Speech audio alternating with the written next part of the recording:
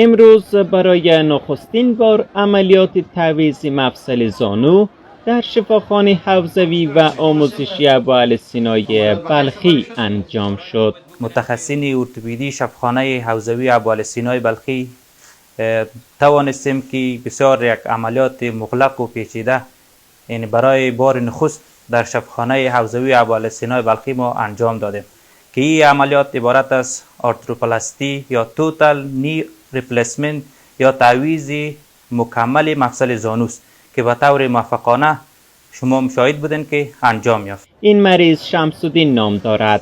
او میگوید مدت 8 سال میشد که بر سایر از شفاخانه ها و حتی خارج از کشور نیز مراجعه کرده، اما برای درمانش هزینه هنگفتی یا بیشتر از آن خواستند که شمس‌الدین بودجه پرداخت آن را نداشته است.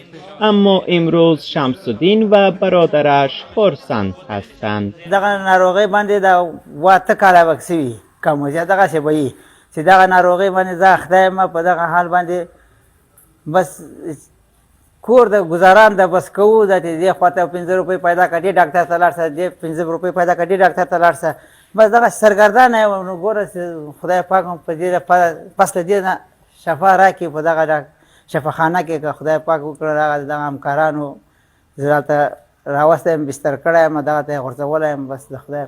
متخصصین بخش ارتوپدی میگویند این عملیات دشوارترین و پرهزینه ترین عملیات محسوب میگردد.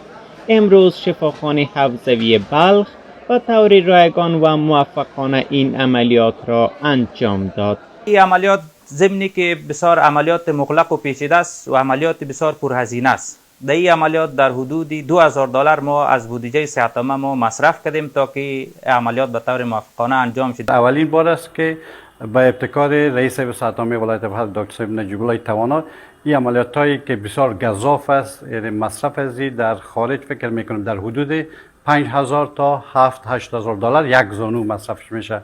مسئولان در صحت عامه بلخ میگویند این شفاخانه تلاش می‌ورزد تا خدمات بهتر و مناسبتری برای شهروندان این کشور فراهم بسازد تا مشکلات بیماران اینجا درمان شده و از رفتن بیماران به بیرون از کشور جلوگیری شود.